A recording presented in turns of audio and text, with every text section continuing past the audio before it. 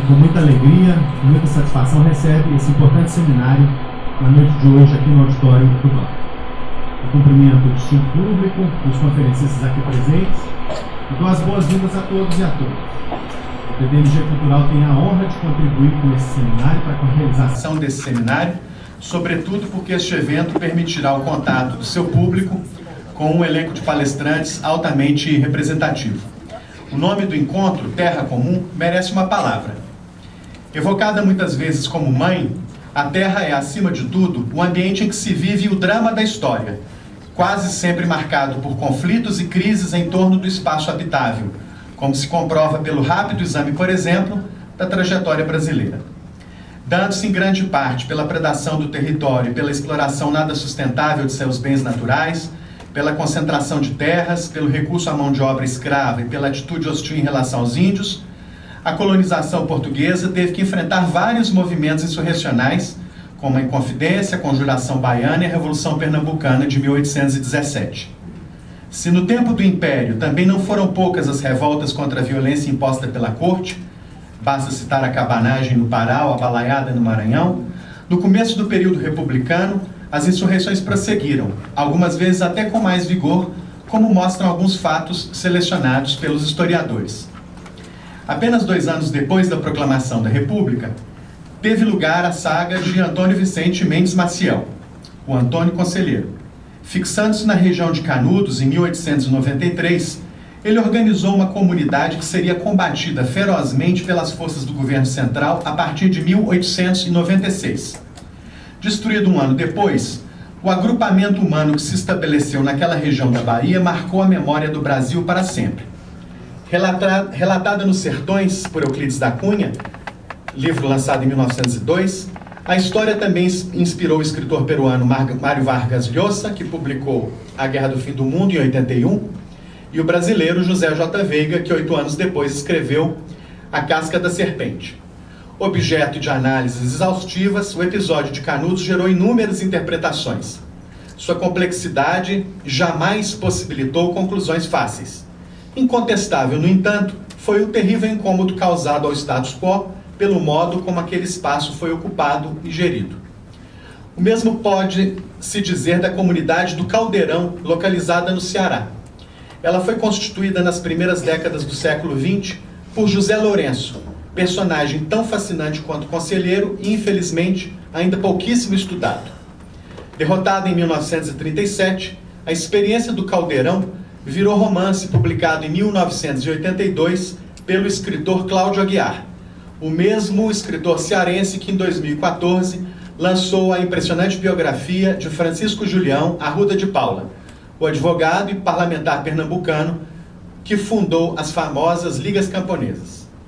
Ampliada pelo surgimento das ligas e dos sindicatos rurais, estes um fenômeno típico dos anos 60, a mobilização nacional pela reforma agrária resistiu por décadas a toda sorte de adversidades.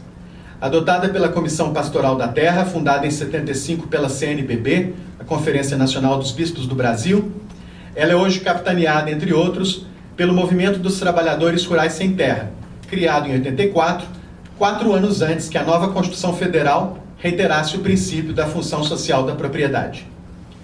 Na atualidade, a disputa pelo espaço não se dá apenas no campo. A estrutura da propriedade nos centros urbanos também é questionada pelos especialistas e pelos movimentos sociais, sensibilizando ainda os artistas e os escritores.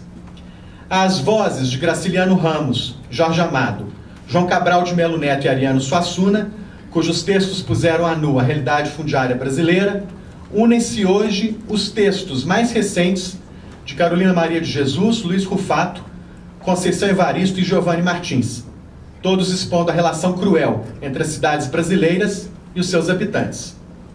Função desse instituto criado há 30 anos, o apoio às artes e à cultura se realiza de maneira mais que efetiva no patrocínio dado a esse encontro internacional, que eleva e qualifica o pensamento, o debate e a crítica sobre um dos temas mais caros à contemporaneidade, que é, sem dúvida nenhuma, o do poder sobre o espaço. A sociedade brasileira só se desenvolverá verdadeiramente por meio da promoção do conhecimento refinado, cosmopolita e corajoso, conectado ao que há de mais criativo e ousado no planeta. Não há mais tempo para cultivar o espírito provinciano ou tacanho, a ignorância ou os preconceitos. As novas gerações têm pressa. Querem viver com dignidade e em seu próprio país, na plena fruição de seus direitos constitucionais, entre os quais se incluem o acesso à moradia, à saúde e à educação. Tampouco aceitam mais uma postura passiva ou acomodada que se exime de interferir na realidade. O caminho, pois, é o da reflexão e o da ação, inteligentes e assertivas. Fundamental para isso é abrir a mente e fazer contato com outros pontos de vista, sobretudo os que sejam capazes de reinventar o mundo, abrindo horizontes antes impensáveis, algo que, tenho certeza, o seminário que começa hoje propiciará a todos. Muito obrigado e eu convido agora para suas palavras a querida amiga e coordenadora desse seminário, Luiz Gans, a quem peço aplausos antecipados.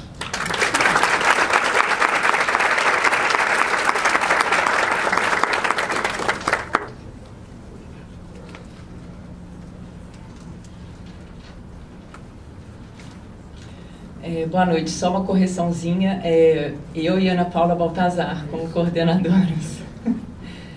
Boa noite, agradeço ao BDMG o interesse e a disponibilidade para patrocinar o seminário Terra Comum, Propriedades Coletivas e Outras Espacialidades, Práticas e Ideias. Esta parceria se iniciou em 2016, quando apresentamos nosso projeto de seminário para João Paulo Cunha, na ocasião diretor-presidente do BDMG Cultural, e ele sinalizou o seu interesse. Posteriormente, com a presença de Rogério Tavares, pudemos dar continuidade e efetivar esse evento.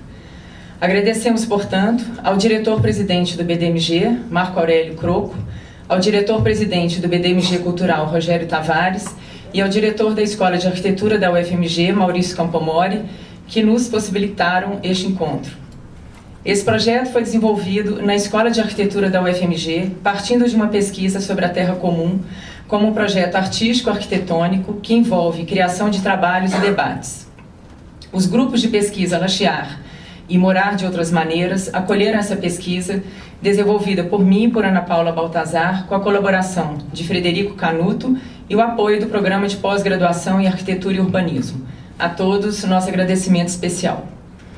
Como também a equipe de produção, criação e divulgação, Regina Gans, Raquel Uti, Isabela Isidoro, Débora Moura e todos os bolsistas do grupo de pesquisa Lagear, assim como a Érico Grossi e a equipe do BDMG. A Inês Link, pela parceria contínua no Desland Orland, grupo artístico que vem desde 2010 trabalhando com a temática do acesso à terra e aos bens naturais e propôs junto conosco o Laboratório de Criação Aplicada à Terra, que acontece durante as tardes como ação de aprofundamento nas temáticas desse seminário. Terra Comum, Propriedades Coletivas e Outras Espacialidades pretende ser o primeiro de uma série de ações que implica uma busca por outros modos de ocupar e usar a terra, o ar e o subsolo, para além do princípio histórico e estrutural da propriedade, seja ela pública ou privada, na sua forma conservadora de concentração fundiária. Que arranjos de espaço e de trabalho seriam possíveis? A história de nosso país se faz com base na propriedade rural ou urbana, somando a isso os hábitos da devastação. Basta evocarmos a invasão com o massacre dos povos originários e a implantação de um sistema que estabelece o marco para o início da concentração da terra para poucos, as sesmarias e as capitanias hereditárias.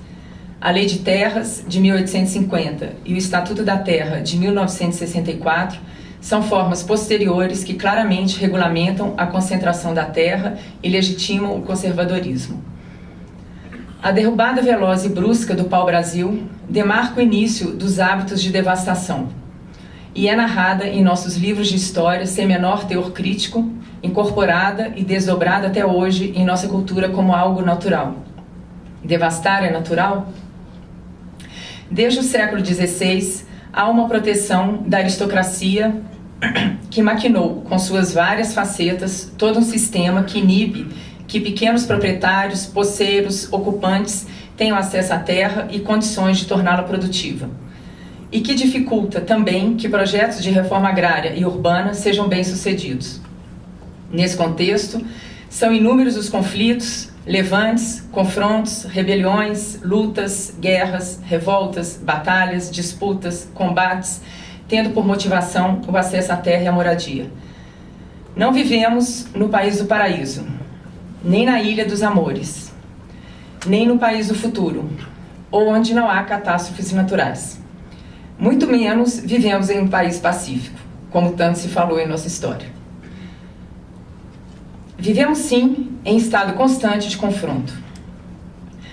Nestes seminários vamos falar da consciência histórica da tradição e a contínua construção de formas de resistência, das lutas anticapitalistas pelo direito aos bens comuns, seus mecanismos de ação e os desdobramentos no cotidiano, e dos mecanismos jurídicos de acesso à terra, aos bens comuns e à moradia, na proposição e implantação de novas ou outras formas de coletividade. Apontamos na direção do comum como lógica de uso para além do conservadorismo. É preciso construir novos imaginários.